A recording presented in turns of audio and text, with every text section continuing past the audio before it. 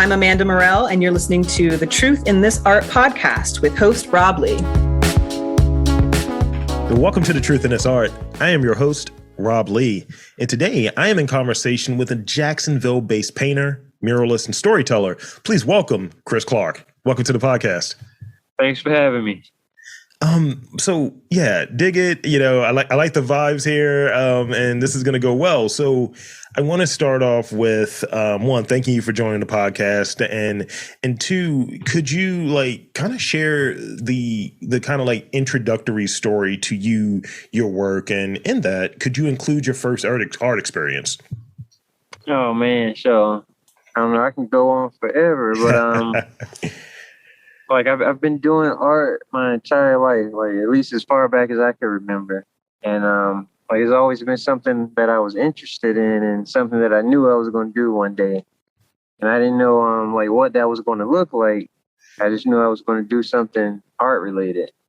And so like throughout the years, I've tried different things from tattooing, tried that a little while, designing clothes, animation. I tried like a little bit of everything before I found my footing in painting. And that was like around 2013, maybe. Yeah. And so 2016 is when I left my job. I was working at Citibank. And I was like, well, let me see if I can, do this art thing and make it work. And I've been doing it ever since. That's great. It's great to kind of get to that point where I think we never really leave it, right? When we have an interest in something, it may be things to get in the way. It might be life. It might be a slight detours, that winding road. But eventually, it's like, you know what? I need to make that leap. I need to do that leap. And, you leapt from Citibank to doing murals and all types of great stuff. So, as a person, I think I'm in a spot of being a facilitator and helping stories get told, helping storytellers. And, but, I see that you're a storyteller as well. So I'm interested. What types of stories, are you trying to tell within your work or what have you? Tell me about that. Yeah. So I just like in my work, I like to keep it real. I like to talk about things that I know. Yeah. So experiences that I've had, people that I know, family, friends, current events, things going on in the world at the time.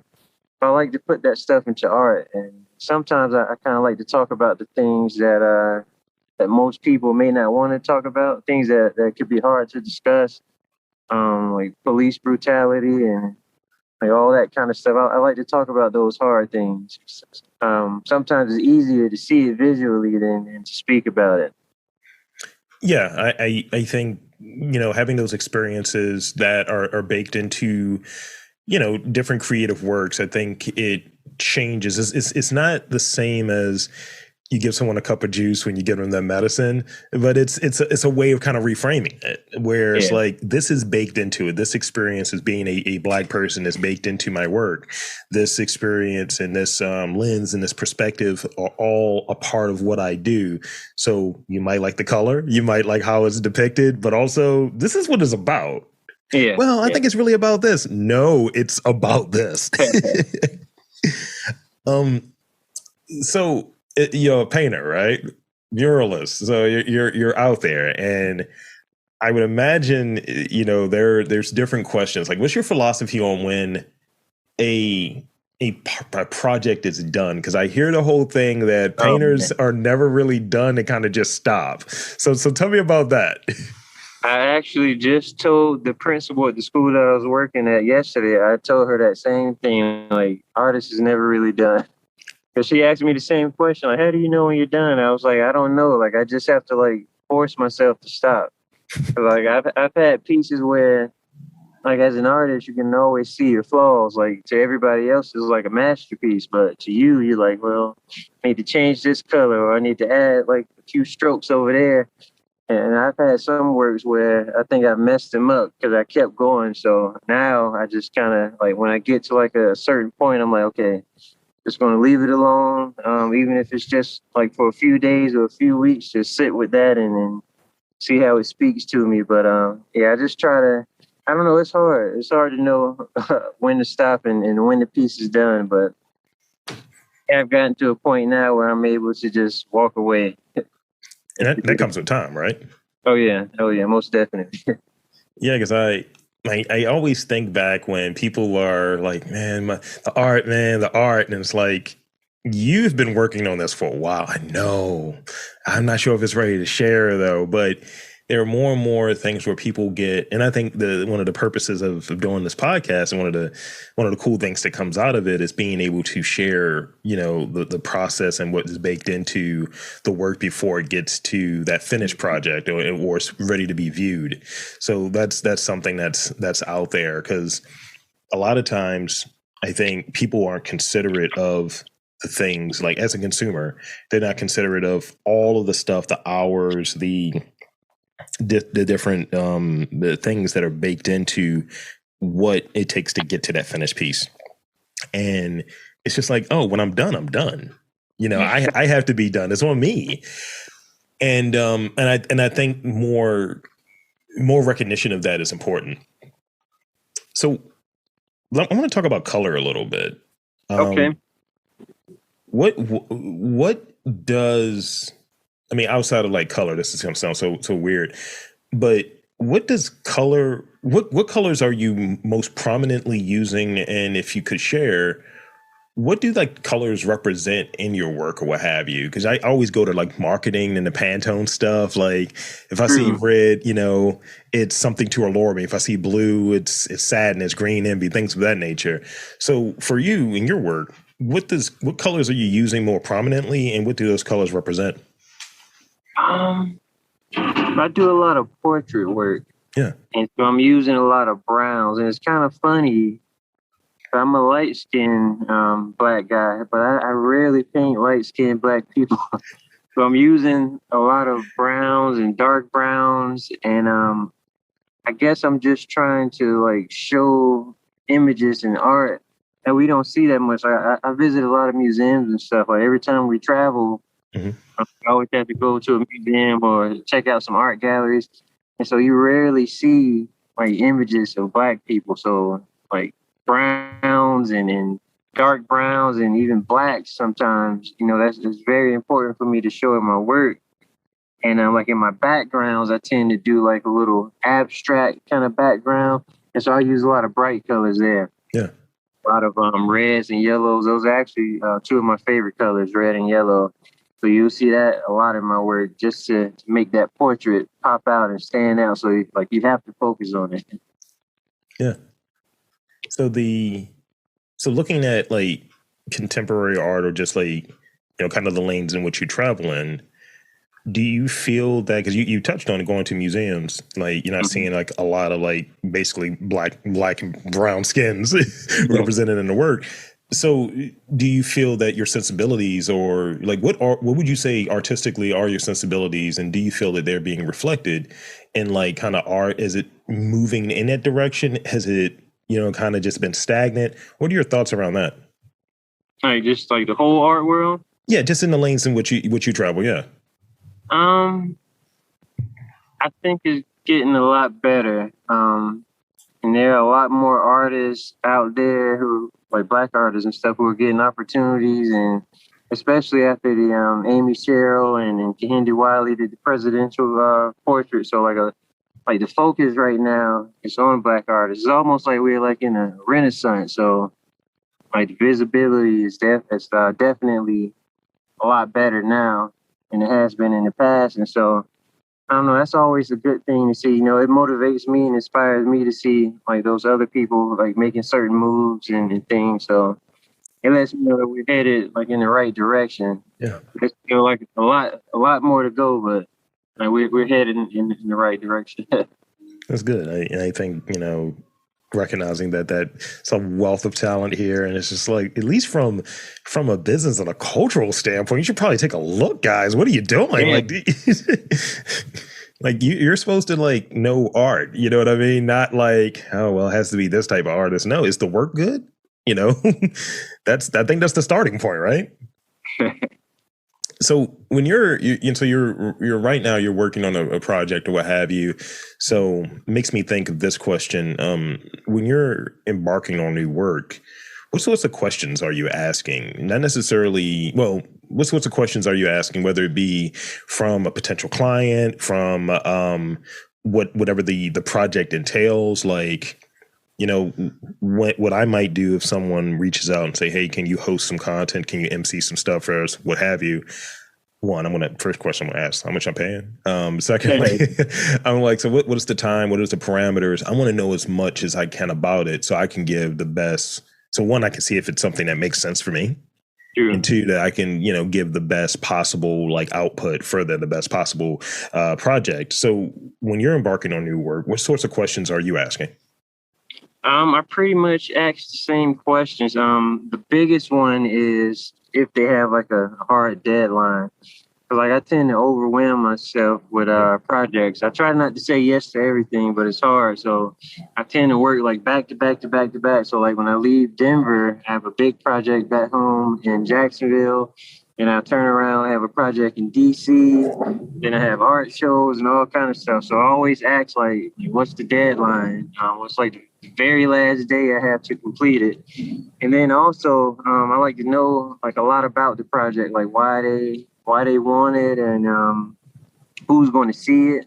So like for this project here in Denver is in a high school. Mm-hmm. And the demographics of the school, I think they're mostly a Hispanic school, Hispanic and Black. And so that question was important to me because I wanted to make sure that I reflect the students in the work.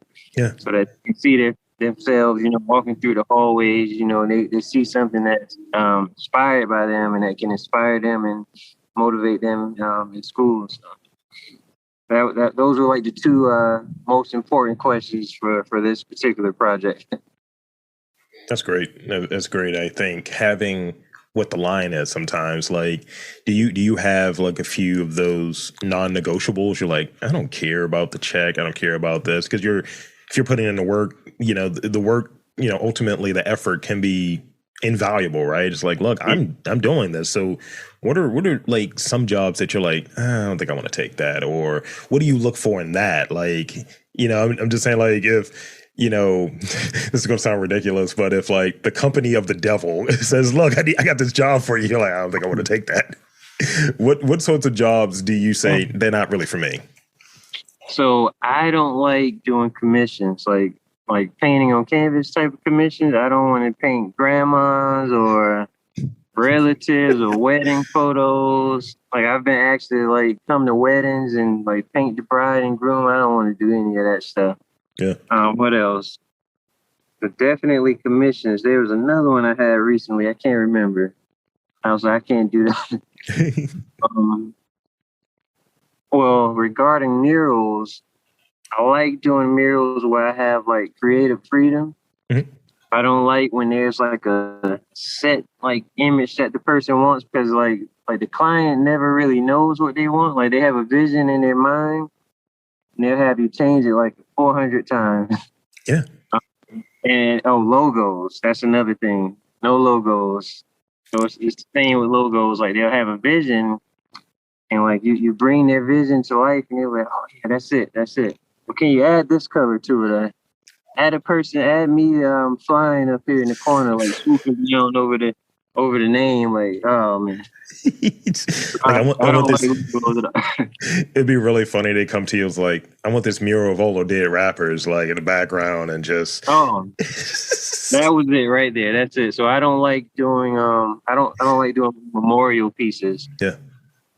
So like when Nipsey Hussle passed away, like 5 minutes after he passed, there's like 1,000 pictures on the internet. So I don't do stuff like that.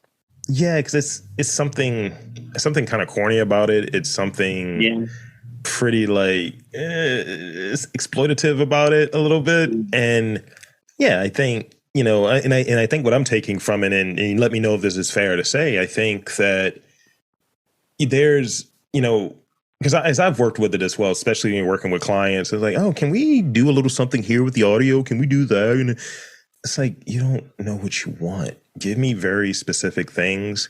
Or then I think this is where I'm going at with it. Why did you hire me then if you want my background and what I know and how I would go about this? You could hire anyone. Yeah, exactly. Yeah. I think that's an important thing. Yeah, I've had a few of those too, where they're like, well, this artist would have did it at this speed, or yeah, this type of quality. Like, you could have just hired that person. Yeah. It's just Like, like you reached out for whatever reason. You reached out Yeah. to me. So did you know anything about me? What are we doing here? Yeah, because you're rocking and rolling with it, and I'm very similar. Where up until recently, I wasn't doing any interviews on Saturdays. I was like, that's showtime, and now I'm like at this spot. Like on Thursday, I had 4 interviews that I did, and I have like a day job, so I'm not doing this full time. And I started looking at it. I was like, all right, I got to come up with questions. I got to do my research and all of this stuff. And I'll be up like super early. It was up at like 4 this morning. I was like, let me prep. I got questions to do and all of this stuff. But I like to do those back to back to back. And sometimes having those breaks, I'm not getting that full break that I need sometimes to go into that next one with like fresh energy. So when do you set like breaks within your schedule if you're working in sort of this kind of like rapid pace? That's one I'm still trying to figure out. I guess when I sleep, that's when I break. I rarely sleep. I have 3 kids too. Oh. So yeah, that's like, so as an artist, that's my I think that's one of the biggest things that I'm trying to work on is like time management. So I'm just trying to balance family and work and breaks, because you need breaks. Like, you need that rest period to like regroup and recharge. And so that's one area where I'm lacking it. I tend to just go from one thing to the next. Yeah, it's like I gotta like that's a growth opportunity there where like I see it because I feel it like right now. I'm on one of these periods where it's like I might get to a point where I count how many interviews I've done in a row before I need to take like a break. It's like, all right, you've done 50 interviews in a row. You should take like a couple days off, just max and relax. Nah, I can do like 5 more. It's like, you sure? Because they're gonna probably suck. You know what I mean? Like, you've done too much. So as I was sharing with you before we got started, my background being here, this is a podcast, that's based out of Baltimore and, with an arts advocacy kind of lens to it and cultural lens to it. Could you share an example of like a real life experience that's like kind of baked into your work or what have you? Like, maybe a piece that you did that you're like, yeah, this was from this particular experience or this. Yeah. Tell me about that. Like, from my own personal life? Yeah. Let's see. So, like, one of the big things that I like to do in my work. So I grew up, I had like a Rasta upbringing. Mm-hmm. And so, like, my whole family, we had long locks. Like, I've started over now. But like, my locks, I cut them in 2012, I think. I've been growing them since I was about 8. So they were almost like down on the ground. And so, like, in my work, I make it a point to showcase natural hair, whether it's like afros or dreadlocks. Like, I don't know, I just make it a big deal because, like, so much in society, like, we're taught that like what we look like naturally is wrong. Like, especially in the workplace, you hear a lot of stories about kids in school, especially in the islands, like large roster communities where teachers are just like cutting the students' hair, like, without even having like the parents' consent or anything. It's like the kid goes home with a bald head, like, it's crazy. And so I make it a point to show that in my work, to show the beauty of it, and to try to showcase the history and the culture. And I don't know, it's crazy. It's like, here in America, like, historically, everything that they tried to teach us was wrong about us. Now they try to do it. Like, I've seen so many people here in Denver with dread. None of them have been black. All the people I've seen here with locks, but I don't know. It's crazy. They're not done right, I assure you. I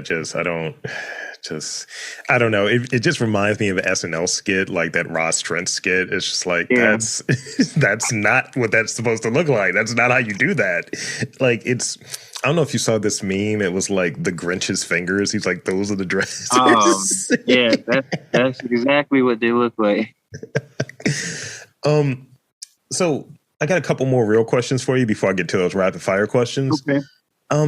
So like I see you online. Like I'm like I came across you. You popped up in my feed. And I was like, all right, let me scroll through. Let me do a little research, a little reconnaissance. And I was like, okay, this is great work, great work. And there's a fair amount of exposure that kind of comes out of like people being more familiar with your work and your background, and seeing your work publicly as well in these murals.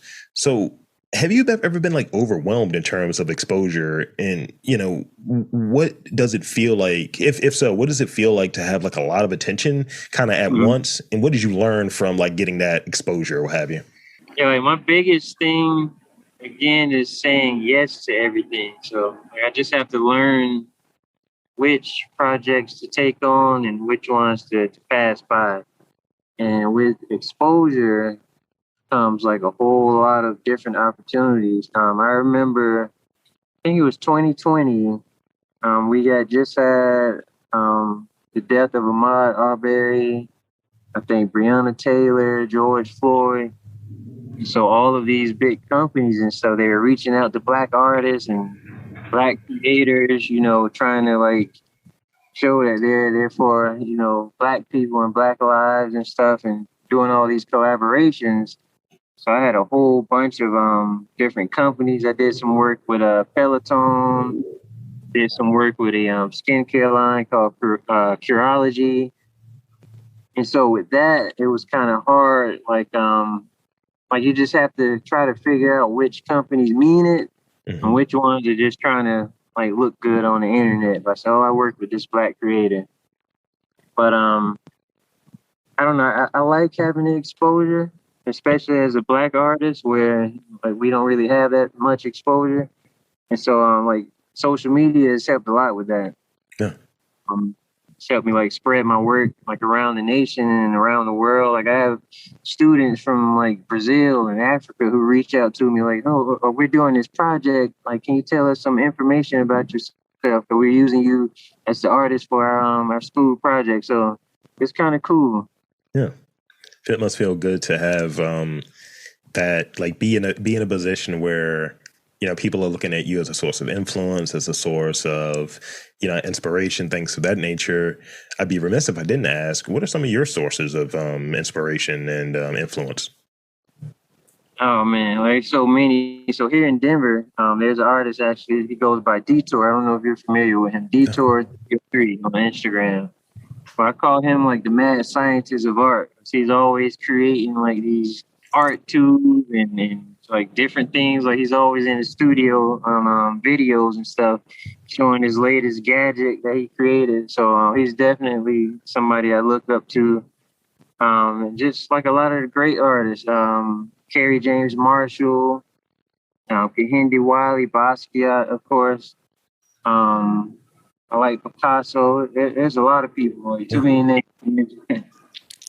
I dig it. And it's one of those things where I think, when you have influences, it's, and people that you aspire, it's like you take different pieces of like, I want to have this person's like the way that they use color, or this person, the way that they do their lines. And, that's usually our first entry points to it. And so naturally we're going to replicate it to a degree or try to make a version of it. And this is going to sound really corny, but I remember when I used to rap, and you could tell by who I was listening to, like what I was writing, that who I was listening to. It's like you were listening to a lot of Beanie Siegel here, or you're listening to a lot of like Rockefeller. There's a lot of Cameron like punchlines here and there. Yeah.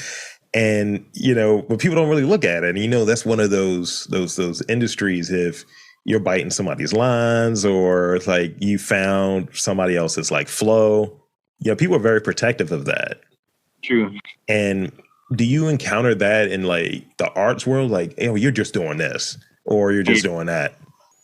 For me, I rarely encounter that. So like the artists that I'm inspired by, it's not even that I'm inspired by their work, like the actual thing that created. I'm actually inspired by the artists themselves. Like, for instance, Kerry James Marshall, like I watched probably every interview he's done, and he always talks about making it a point to show like super dark Black people. Like, I don't know if you've seen his work, but he talks about why he like makes his character so black.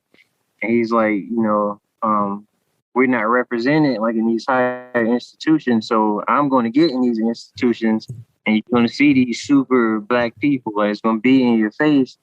And like I like stuff like that. And like with Basquiat, I like how he was just himself. Like he put himself to the work. He didn't care about what anybody thought or if it looked elementary or like a kid did it. He just like he put his all, like his soul, his passions, things that was going on during his time. Yeah. Whether it was police brutality or different black celebrities, like he put that all into his work. And so I'm inspired by those things.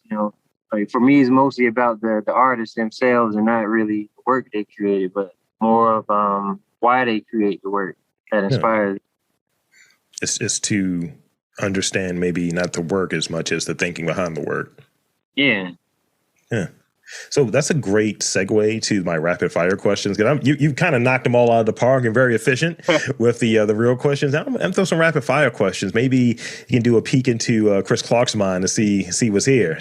Okay. So I got a few questions. Don't overthink them. People tend to overthink these questions, and they're literally what they are. So it's like, So you mentioned earlier that you had some background in the banking industry or what have you before kind of taking that deep dive into your creative work. So, what other profession would you want to try? Like, if you're like, all right, I need to do something else for a bit, I need to take a little bit of a respite because you're working like a crazy person, and you need to take a little bit of a respite. So, what kind of profession would you be interested in outside of like art right now? Okay, so I'm actually a self-taught artist. I didn't go to school for art. I went to school for music production. So all my life, those were like my two dreams: music producer or be an artist. So I would take a break and go do some music. I love it. For you, I heard that we get a lot of our ideas when we're doing kind of like mundane things that are low mental energy, right? So you might iron a shirt, you might wash the dishes, and you get a thought. And I think the shower is another one of those. So what do you usually what do you usually think about in the shower? What are those shower thoughts for you? Oh man, it's like my whole life flashes before my eyes. Like I just think about my whole life. I don't know why. It's like kind of like in a movie, like when it gets all foggy and like actor sees themselves as a kid. So yeah, I just think about everything in the shower. I actually come up with some good ideas in the bathroom. But as a parent, that's like the best place to hide. You almost want to have like that waterproof notepad. Like if I can mount this right here, this is like the man. This is my private time. Let me finish my shower. Go-to snack. Like, we out here. You putting in the time. You out there in the sun, doing different things. You got the shades on right now. What is that go-to snack for you when you're like, I'm not going to have time to sit and eat a meal, but I need something to recharge, I need some energy? What's that go-to snack for you? This is probably not good to recharge, but I like sour candy. Any kind of sour candy, especially lemon heads. Or what's the other one? Sour Patch Kids. Sour Patch Kids are fire. Yeah. Well, I mean, lemon heads make sense because that's one of your colors too. Yeah. What was the last gift you received? And I got one more after this. The last gift I received, probably some art supplies. That's how you know you're in it. That's how you're like, when people were like, I don't know what to get Robert. It's like, I'm just going to get him some microphones. I'm going to get him some cables. I'm like, I would like a Carhartt shirt. I would like some sneakers or something. Nah, you're getting gear. It's like, wow. Yeah. Everything is almost like a tax write-off in some ways. So here's the last one I got for you. Are you more of a thinker or a doer, or are you somewhere in the middle? I think I'm somewhere in the middle. I do a whole lot of thinking, then I do a whole lot of doing. I think they go hand in hand. Yeah, you're a doer with strategy behind it. Yeah, that's legit. Everything I view like a chessboard. I always talk about that, like how I relate chess to everything that I do. So you're a chess guy. Yeah. Okay, I like it. So that's pretty much it. We did it. We made it happen. So I want to thank you for coming on to the podcast to chop it out with me for a bit. And I want to invite and encourage you to tell the fine folks where to check you out, check out your work, website, social media. The floor is yours. So feel free to let the folks know. Oh, yeah. Thanks for having me on. You can find me at Cooliras Art, at COOLIRAS Art on all platforms, TikTok, Facebook, Instagram, Twitter, everywhere. Same name. Make it easy. Easy is good. Easy is king. So for Chris Clark, I am Rob Lee, saying there's art and community and just great stuff happening in and around your neck of the woods. You just got to look for it.